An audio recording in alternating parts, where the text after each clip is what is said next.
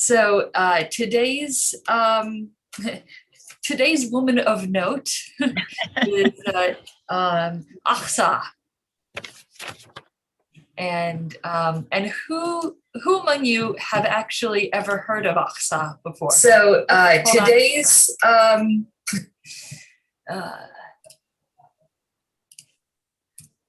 sorry, sometimes the live stream preview is not muted. Sorry about that. All right, but we've got that all taken care of. Right, so back to the question on hand. Who has heard of Achsah before? And I haven't. Yeah. No, I haven't. I have. Arlene, I imagine that you have, because Oh, I must have, but I don't remember. I have no recollection. right. So Denise, you have heard of her before. Yeah, so I was familiar with that the scripture in Judges and in Joshua. However, I have never ever thought about it from her perspective. Yeah. Have only thought of the daughter of Caleb that he was offering because he conquered whoever could conquer whatever that territory was. Yes, it was. Oh, that's who it was. Okay, I do know who she is. Yeah. So basically, Joshua, Judges, it's all about the conquest of Israel. Right. So you've got the various generals all going in, all trying to capture the land, take it away from the people who live there natively, all kinds of multiple other issues going on there, layers and layers of all kinds of things. And one of these layers is, how do you inspire these generals to go out and capture these lands? Well, you've got a daughter, you marry her off, she's the prize. But yeah, the question is, how did Achsah in particular respond to this? So her story shows up in basically identical language in two different parts of the Bible. So there's Joshua chapter 15, verses 15 through 19, and Judges chapter 1, verses 11 through 15. And there's not really any difference in, those 5 verses are basically copied whole cloth, one to the other. But I wanted to put it out there that it is in both places, because sometimes when you have the same story in 2 different places, you will have some variance. And so you can, kind of glean more into the story by looking at the variances. With this one, the only real historical variances that I've been able to find is sometimes interesting liberties taken with translations. For example, in one part, in basically the second to last verse in both of this, it said, as she alighted from her donkey. Well, the word, so with Hebrew, you'll have vowel pointing instead. So you'll have the consonants of Hebrew. And then the little dots around these consonants to indicate what the vowels might be.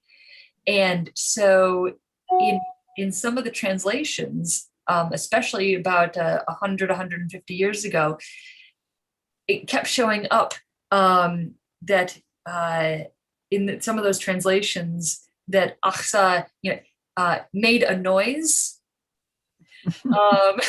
And so there's been speculation as to, did she, do a raspberry, kind of one of these, and then some actually have that she passed gas.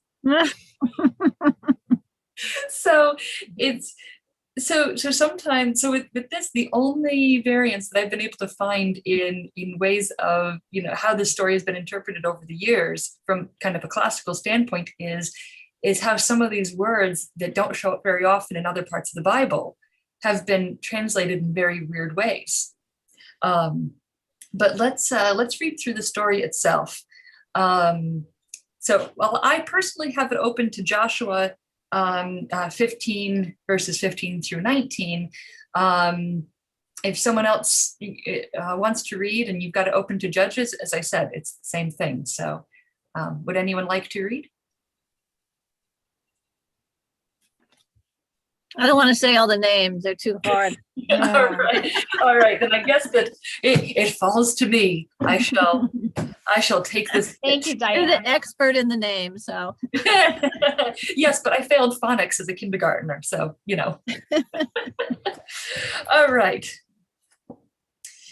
From there, Caleb marched against the inhabitants of Debir, formerly known as Kirath Sepher.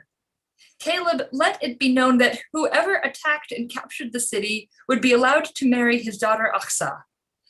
Othniel ben Kenaz, Caleb's nephew, won both the city and Achsah's hand in marriage. On the day of the wedding ceremony, Achsah cajoled her father into giving her some land. Then, as she alighted from her donkey, Caleb asked her, "Is there anything I can do for you?" She replied, "You can give me a little present. Since you assigned me land in the arid Negev, you could give me a source of water as well." So Caleb gave her the upper and the lower springs. This is the word of the Lord. Thanks be to God. So, the first thing that jumps out at me is they're cousins. yes. So once again, similar to the off for the head. Yep. And if you go back to the one we read about with the daughters, how they kept it within the tribe, you're keeping it within the tribe again. Yep. Yeah, it was a huge deal then to keep everything. So I thought that was interesting. Yeah. Yeah. So going back to keeping it within the tribe, what I'm trying to remember or read very quickly. I don't know if it ever mentions Caleb's sons. Mm. I mean, they could be mentioned. He could have them. I could just not be seeing it. I don't think it's there. I saw a reference to, I want to say it was Chronicles. And when I read that, that was the family. Right, right. That was naming off the family members. Right. So, so yeah, if it turns out that he didn't have any sons, then, you know, you're keeping it within the family again, because he would have recognized that that his daughter would have fallen under the ruling that the inheritance rule from set by Zelophehad's daughters. And I wonder if being an only daughter made her a little bolder. Maybe. I was a girl in a family with two brothers, and it certainly had its privileges. I could get away with a little bit more sometimes. So here is someone who knows her worth, you could say. Mm-hmm. So she knows her worth, but then contrast that with here she's been just given away. She is not allowed to choose her husband. Unlike Zelophehad's daughters, who set this precedent for land inheritance, Achsah is not allowed to choose her husband. She's just given away as property because her dad's still alive. So being bold that way gave her a little bit of control. A little bit of control that she doesn't have. Yeah. Let's see here. Harriet shared some of her thoughts, and it's I have too many different windows up. So so what Harriet says is Achsah did speak up like the five daughters, first to her husband, and then she spoke to Caleb, which does show courage. However, I felt only part of the story was told. It never says what her husband said or did, only that she then asked Caleb. It could be her husband told her to ask Caleb, and if so, it would make the story flow better. I felt uncomfortable with not knowing what took place. Was it brave, or was she just sweet-talking Caleb, and then he gave her what she wanted? Because there's no answer to what exactly did happen, I felt much more comfortable with the five daughters. Thank you, Harriet, for sharing, as always. I do love how even though Harriet can't make it in this time slot, she always reads ahead of time and, gives some of her thoughts, and then she watches afterwards too. So thank you, Harriet. And just to add, Caleb did, according to Chronicles, First Chronicles 4:15, Caleb had 3 sons. Thank you. All right, so there you have it. So But is that really any great sacrifice for Caleb to give her the good land when it's his daughter and it's within the family? Do you know what I'm saying? It's going to benefit him. First, he gave the bad land. Right. So first he gave the arid, dry land, which would mean that her family, that Achsah's family, would not be productive. It would not be fertile. So that gets back then into inheritance, into continuing the family name. If her land isn't fertile, then it's a death sentence. And her being the daughter, maybe that didn't matter as much because the sons were more important. Right. That could be. Again, we don't know all of these things. So that's why we explore and we talk about it and we speculate and So and yes. I can't remember, but didn't Othniel go on to be a prominent warrior, or I'm just trying to remember. I feel like he was mentioned again. Mm-hmm. I don't know if it was in later in Judges or in Joshua. I mean, I don't know. I'm trying to because I don't think Caleb's sons are obviously outside of Chronicles ever made a dent, but I feel like his nephew did again somewhere. I believe you're correct. Certainly Achsah was someone that we talked about in seminary class, and so I do believe that that we actually spoke about how I think that you're right, that he Othniel went on, and his family, his legacy was able to actually be successful and be prosperous, right? And a lot of it had to do, any of the prosperity, you can directly relate it to what Achsah did in advocating for herself. Right. Yes. So the Tanakh, which is a Jewish translation. So this paragraph comes from Preaching the Women of the Old Testament, Who They Were and Why They Matter. It says, the Tanakh, a Jewish translation, offers an interesting alternative interpretation. When Caleb asked why she had come, the Tanakh translates Achsah's response as, "Give me a present, for you have given me away as Negeb land."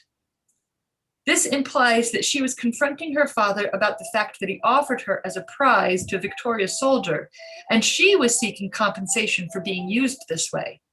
If she had to live with this man she had not chosen, they at least needed some fertile land. So that's a Jewish translation of the story, and so that has, instead of it being a conversation between Achsah and Othniel about their future together, it's Achsah herself saying, "Wait a minute, I'm being discarded as this worthless land. So therefore, it implies that I am worthless. And if this land is not fertile, I am not fertile.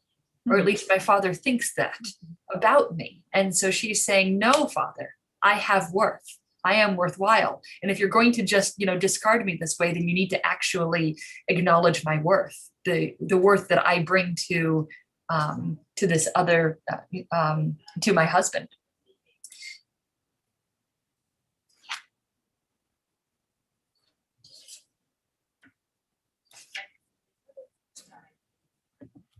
So it continues. This story vividly illustrates women's status as property. Achsah's father gave her away as a prize to a victorious soldier, her cousin. She could have passively resigned herself to her fate. She might have assumed that because she had no choice in marriage, that she had no choice or voice at all. Instead, she took the initiative to ask for land, just as the daughters of Zelophehad did in Numbers 27. Achsah may not have been able to choose her own husband, but she refused to be passive about their life together. She did not simply accept the dry land she'd been given. She told her father that she needed something better, and he recognized the validity of her request. She may have been taken and given, but she did not give up her voice. So, getting back to some of the study questions that I sent out. I think that I sent them out on Thursday and this morning, but I neglected to send them out over the weekend. So the first question that I asked was, typically when a woman was given to a man in marriage, the two men, the father of the bride and the new husband, would discuss the terms of property transfers. Yet Achsah makes the request for good land of her father herself. Why is this significant? Imagine the conversation between Achsah and Othniel to bring about this request asked in this manner. First of all, do you think that that happened? Do you think that Achsah spoke with Othniel before the marriage? That's a hard one because it was an arranged marriage. So Right. what kind of relationship did they even have? Right. You know, it wasn't really a working Right. relationship. So yeah, that's a hard one to know. Yeah. But they were also related. So, Yeah, they're cousins, right? right. That's where the confusion, because immediately, right, you would think arranged marriage, people don't typically meet until that Right, day, but but they knew each other. but right, if they grew up together, I mean, again, I'm speculating, but Speculation is what we have for this story. Right, yeah. Yeah. There are some people who speculate that these two were able to talk before their marriage, and that Othniel told Achsah, why don't you ask your father for better land, because he's only giving us this stuff, and why don't you ask your father for it? And so so that sets up how does that play into the culture of the times? That Othniel would prefer to have Achsah be a go-between between him and his father-in-law. So is that a likely scenario? Yeah, I would think that would be taboo almost. Yeah. In a sense, yeah. and it was bothering me, so I did have to look it up. And Othniel is mentioned again in Judges 3 as the first judge of Israel. Okay. So he was their leader for, it said 40 years after he defeated a king. I don't know. So I guess that tells me like he actually was a brave Right. warrior in his clan. So I don't know. I don't know what a brave, and now we're really speculating, right? But would a brave, would that be like what a brave warrior would do is have his wife speak out? Yeah. I don't know. Yeah. In the cultural norms of those days. Right. So then that all of that speculation then says this is probably then Achsah herself, Right. who's recognized. So we're back to she's recognizing her worth.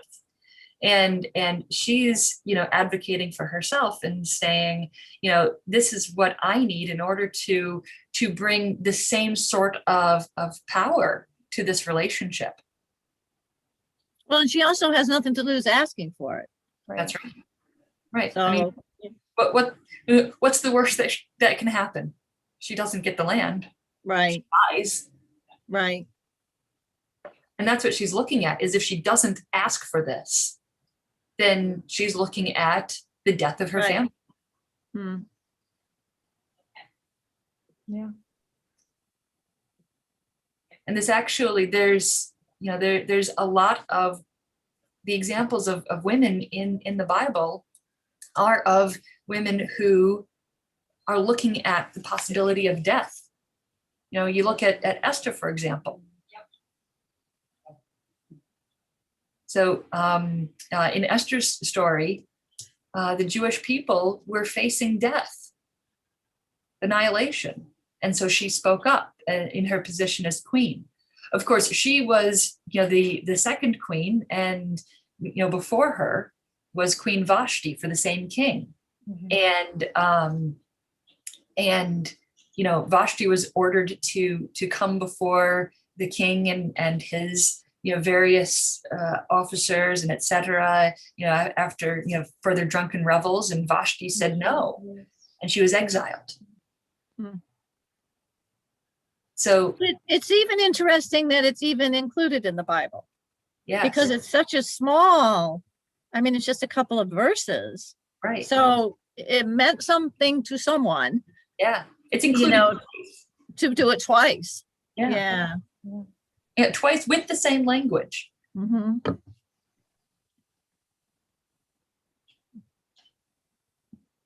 So that then comes back around to, you know, who are we in our faith? You know, are we the person who looks around and says, you know what, this situation is unjust? Because that's what she was looking at, is that I am being thrust into an unjust situation by people who have control over me. But I'm going to advocate for myself because I am worth more than this. And so then for those of us who have resources, who are actually in that position of Caleb, really, of having resources and being able to grant requests, who are we to say, nope, you need to stay in that dry land? It becomes our responsibility then, if we have these resources, to say, aha, yes, this is a matter of injustice for you to be exiled to these arid lands. You need to have the resources necessary so that you can live and you can prosper.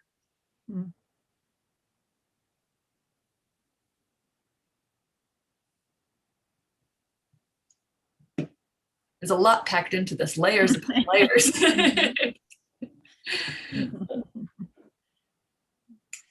Well, let's see, my next study guide question, which we've already talked about a little bit, compare this story to the 5 daughters who made a request for their father's property to be given to them. How is this story similar and how is it different? We've talked a little bit about that. I'm sorry, I missed that one. You want me to read it again? No, I'm sorry, I missed that. Yes, that study. Yes. Yeah, so let's see, Cliff Notes version of Zelophehad's daughters. Zelophehad was one of the men who was part of. I'm familiar with it. Okay, yeah, right. I'm just sorry I missed the discussion that day. Yes. Excuse me, sorry, it's dry over here. So yeah, basically, you know, the 5 daughters didn't have any brothers, and they didn't advocate for their own rights. They advocated that their father's name not die. And therefore they won the right to land because they were stepping in for their father. So they weren't really asking for it for their self-worth as much as their father. For their father. Yeah. But they were given the land in their own right, which is very interesting as well.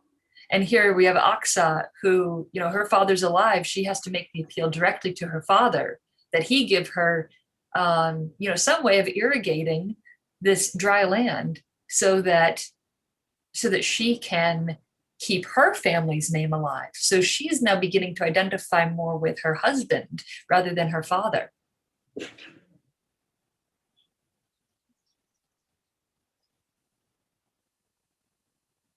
So yeah, there are some similarities in these stories in terms of women speaking up for themselves and requesting land, but there's certain subtle differences that that do make it, do make significant differences in just what the precedent is, how the culture handled it.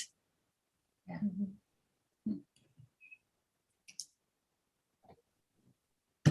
All right. Well, the last study guide question that I had was, how does the actions of these women, both the 5 daughters from a few weeks ago and also Achsah, make you feel? Inspired, alarmed, frightened, proud, curious, something else entirely? Are they role models? Why or why not? So 2-part question. 1, how do the actions that we've talked about, how does it make you feel? And then, are they role models? For me, it would be proud that the women spoke up, and in that sense, it makes them role models. Yeah. To me. Yeah. I'd have to know more about them to know whether I have them as role models. I am proud of the fact that they spoke up. Right. You don't want to base it just on that, though. They have been a dark side. They may have a history.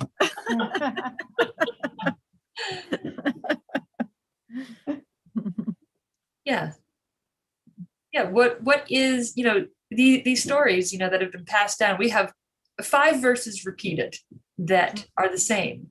And that's all the story that we have for Achsah, for anything about her, other than, we know that later on, her husband becomes one of the judges.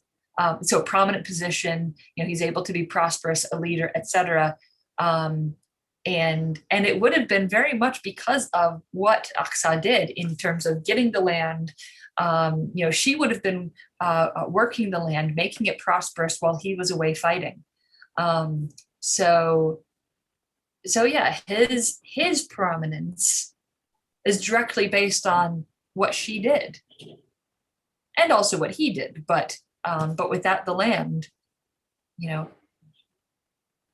it would have been a lot more difficult for him to be prominent, to be prosperous in the culture.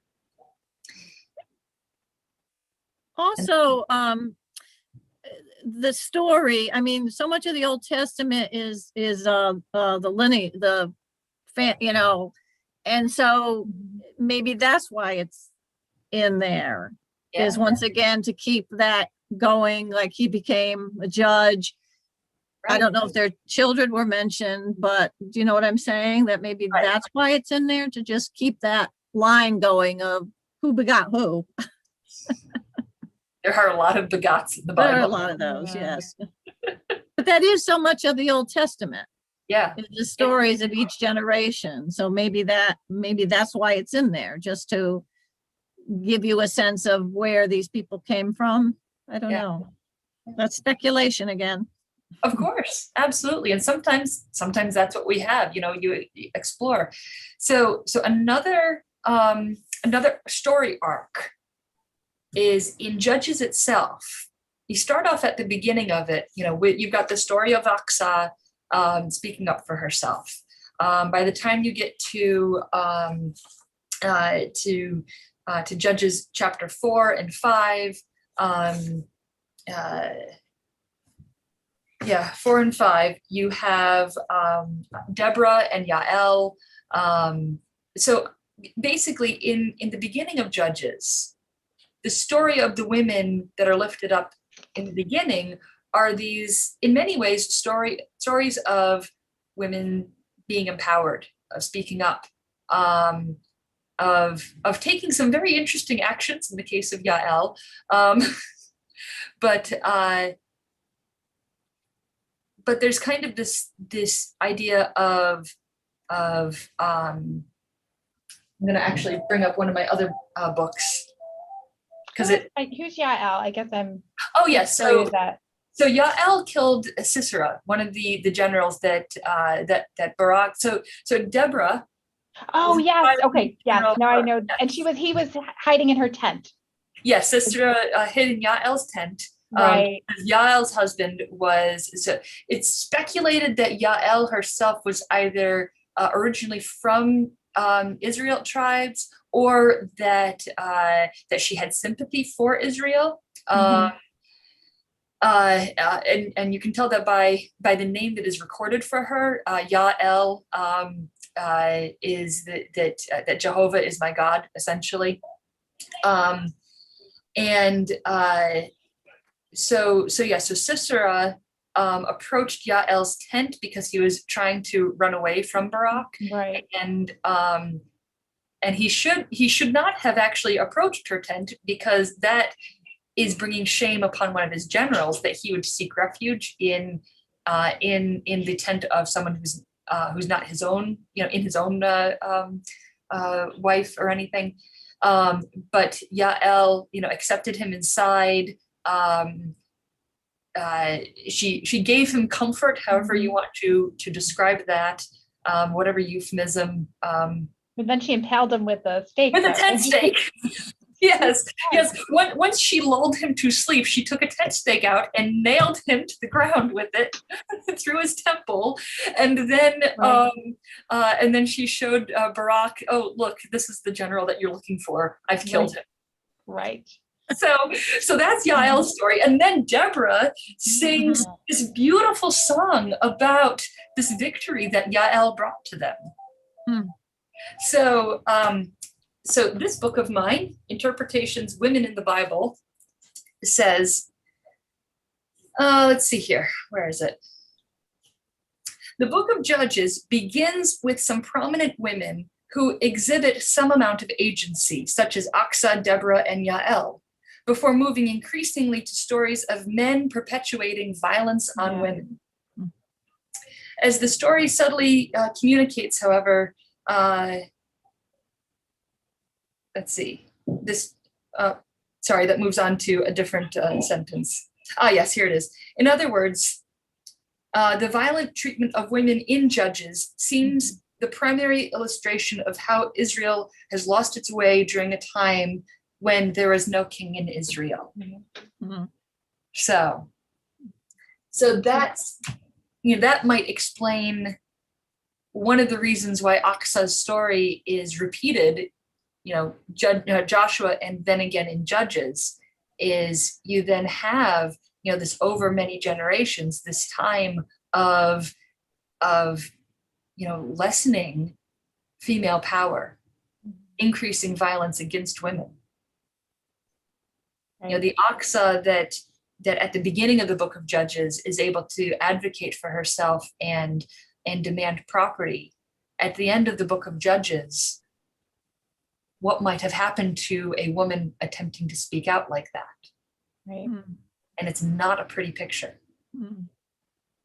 It gets into those texts of terror that Phyllis Tribble, a theologian, she wrote a book about texts of terror, and how these stories of violence against women are part of our faith heritage.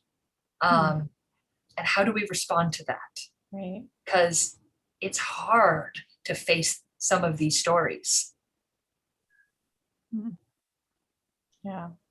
And I think going back to that question of how do you feel about these women? And as I admitted, I never really looked at her story from her perspective, or that it was always kind of in the whole, what was going on at that time, and that, you can have my daughter, if you defeat these people. And so not really recognizing, I think, the, her being so brave, at a time when, but then again, it's, was there a daughter-father relationship as well, that she did feel comfortable enough to go to her father? Where with the five sisters, that to me did stand out to be very brave the first time I read it, so it's wow, okay, that definitely is, to go to before the whole nation and say that this is, we need to do,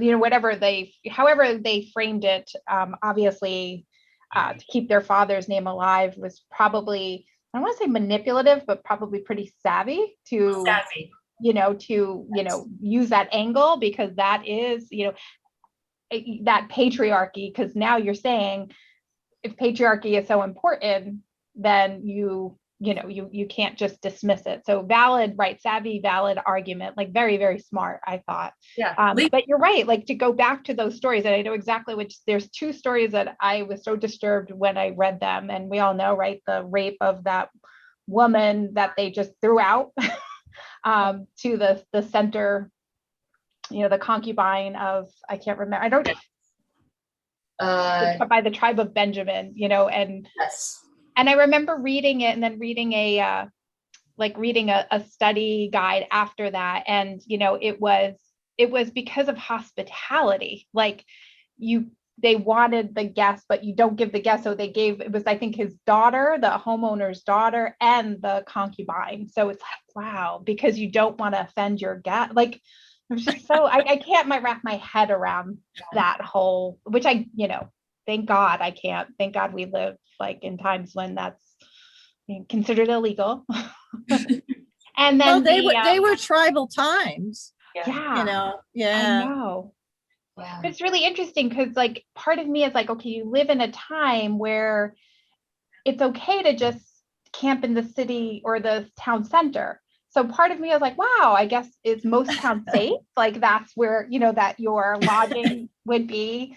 Okay, well, just camp here. But then in this, like, oh, I don't know. It's just, I can't even wrap my head around it. And then the warrior who returned home and said, I'm going to sacrifice the first thing that comes out of my, and it's his daughter. And, anyway, it's an up and down journey, right? When we read these, when we're looking at it at the context of women, right? We're like, this is so great, this is representative, but then, then that. Then we have these stories, and I mean, a lot of the women's stories are not included in the regular lectionary. The Achsah stories today, that's not included in the regular lectionary. Neither is Zelophehad's daughters. And a lot of the women's stories are not included in the lectionary. But yes, there's also, when we're doing, so we've got this Tuesday Bible study that we're looking at various passages that then I preach on Sunday, and some of the really, some of the rape passages, how do you preach on that? You have to really set it up for it to be a safe environment if you're going to bring that up in the congregation.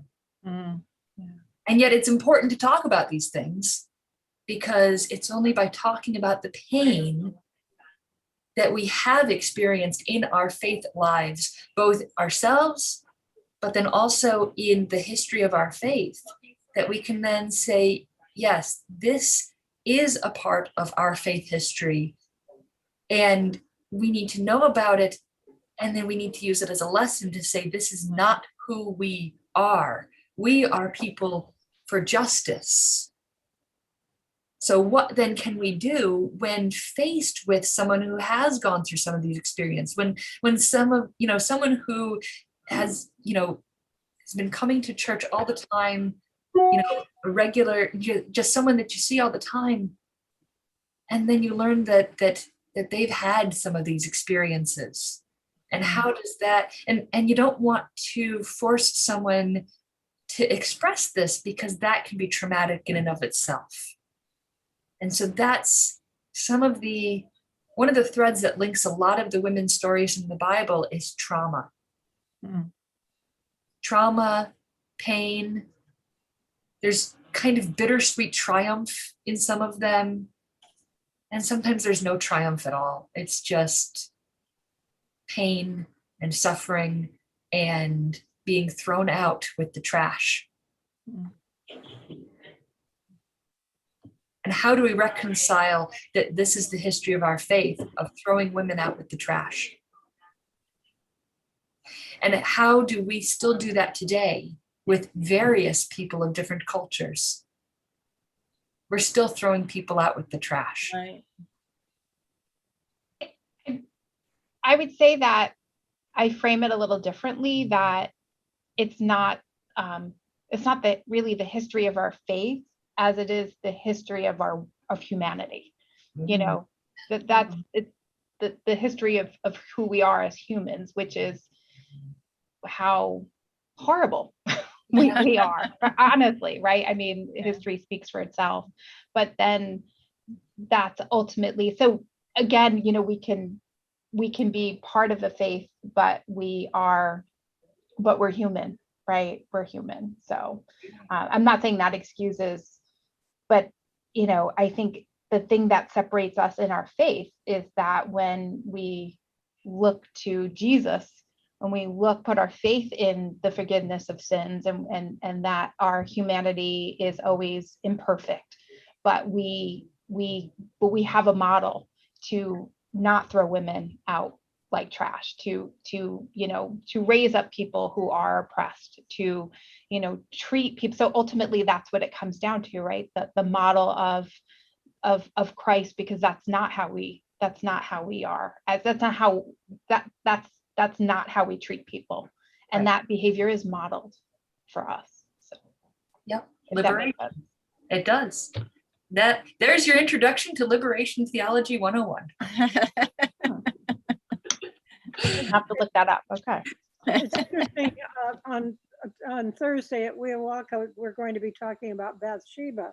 Yeah. When I was doing the preparation, I mean, we all know Bathsheba and what her story was, except there's really a lot more to it. Did she really have a choice? Was David looking at her when he shouldn't have been? I mean, it was partly David's choice. You know, and this horrible thing he did, which was to send her husband to a place where he knew Uriah would be killed. And then, you know, then she becomes his wife, and, you know, she's pregnant, so she doesn't have much of a choice. But it really put a different slant on the whole thing. And David, who's one of the great biblical heroes, I mean, has this nasty deed on his hand. Yeah. And suffers for it, but still, it was a really bad choice. Yeah, that's another very interesting story. And Arlene, any questions that people have with Weowaka, you know, when you guys are talking about Bathsheba, I'd love to get them and incorporate them, because I have Bathsheba on my list that I've been, you know, kind of, you know, working from. But yeah, I'd love to incorporate some of what you guys talk about on Thursday in the study, just so that, you know, we can have even more voices. But Bathsheba, that's another one that, you know, the more you look into it, it's like, okay, you know, where is the choice? You know, David saw this woman, this beautiful woman. He was blinded by her beauty. She was trying to take a bath because she was on her period. Men should not have been looking at her because of the culture that they were in. But the woman who wrote the book that I've been using as a guide also said when she was talking about whether, you know, it wasn't so much that Bathsheba was exhibiting herself, but that maybe David peered where he shouldn't have. Yes. He could have chosen to look away. And she was talking about when she was in the Philippines, a man was bathing himself in a park because he had no place else to keep clean. So she just looked the other way as she went by, rather than making eye contact and so forth. So, and, you know, she said, no, we don't know. We have no way of really knowing what the dynamics were or anything like that, but we all have choices. So yeah. And it's interesting because a study guide that I use, who so for the same verse, actually had said, you know, David's sin was even deeper because he should have been at war with his army. He shouldn't even have been there. So let alone looking like that he really had gotten basically lazy and a little full of himself Yeah. and wasn't keeping the commandments and the responsibilities of being leader and king. So yeah, it comes back to power. mhm. Power. And that is so much, the play of power is so much of what we see, especially in, oh, there's a kitty. But yeah, just how does power come into play in so many of these stories, especially the ones involving women? And so coming back around to Achsah today, Achsah, Othniel, Caleb. Caleb had power. He had the power to inspire his generals and to send them out and to make them, do this thing for him, which was conquer this city. And he had power over his daughter. He put her up as a prize. Put her up as a prize for the most powerful of the generals, power being defined as the one who conquers the city. But then Achsah says, I have power too. I have the right to life. I have the right to make a life for my family, my future family. And in so doing, she then gives her husband the gift of even more power.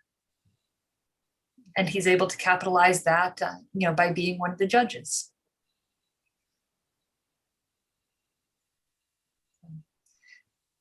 Yeah. The lines of power in this book of ours are very, very interesting.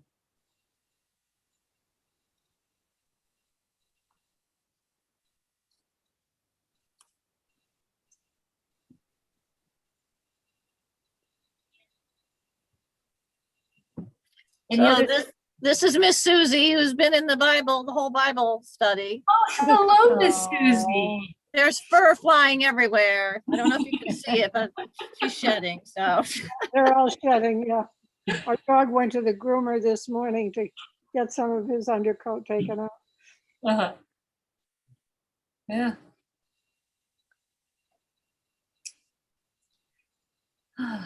Well, if there's no other thoughts, it seems like we've pretty much wound down with our discussion and questions, at least for now.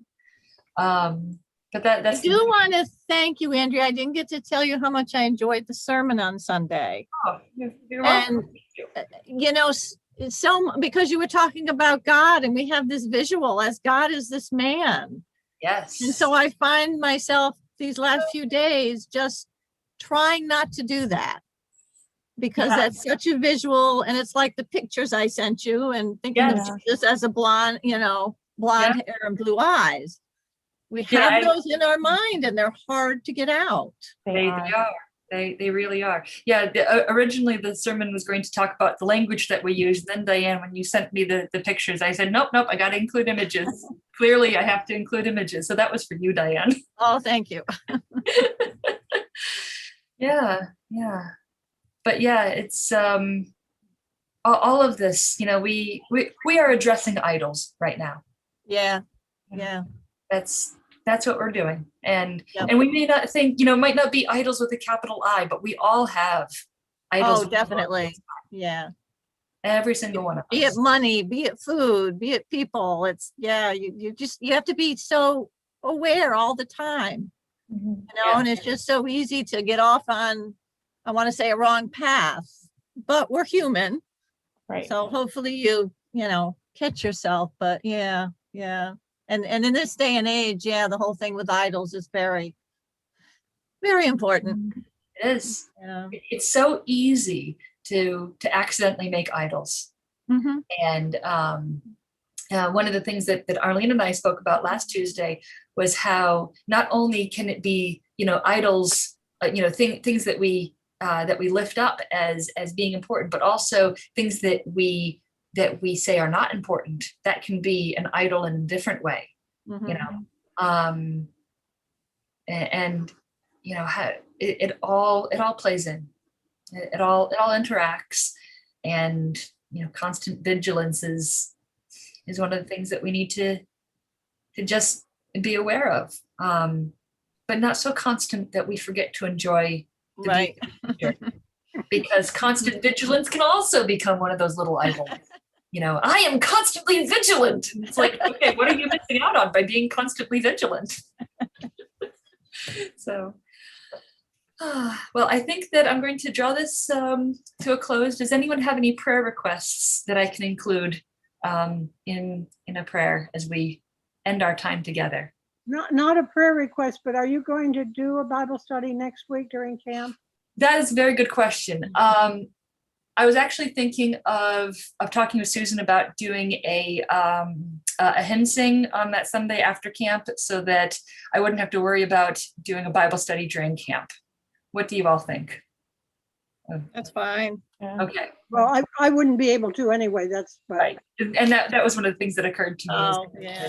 That you're so involved in camp, and I'm going to be certainly involved in camp.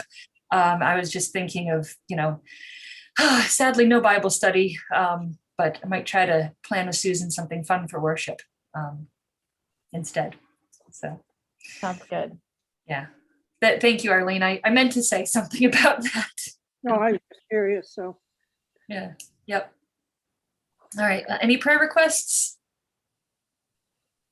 Guess not. Well, let's still have a time of prayer.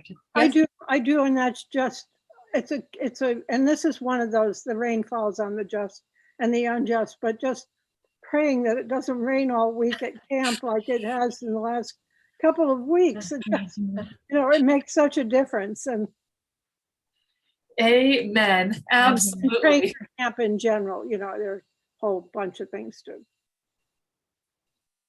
Right. There's a prayer schedule, which I gave it to Linda so that she could include it in the newsletter each week. We've been putting it in a few days at a time.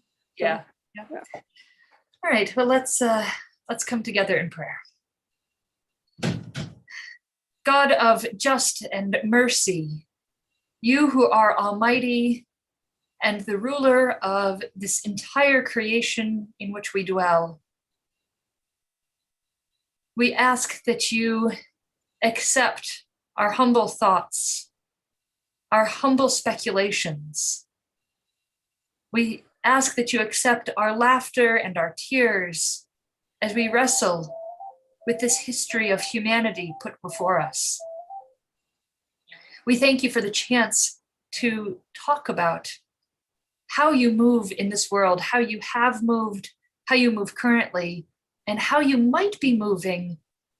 We hope, we pray, and we also don't know. And we thank you for the opportunity to explore more about who you are and how you are in this world. As part of that exploration, oh God, we lift up next week the day camp that is hosted by these churches in Schoharie. We ask that the skies may be clear of rain, that we all may have the chance to play outside, to be outside as much as possible, to enjoy your creation. We ask for clear skies also for your farmers who have been dealing with drowned fields and the inability to grow that which nourishes. We ask, oh God, that you give us a little bit of arid land right now. We have plenty of upper and lower springs.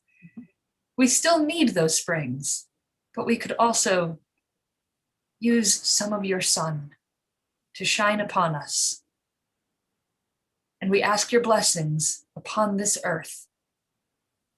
Amen. Amen. Thank you. Have a great Bye, day. guys.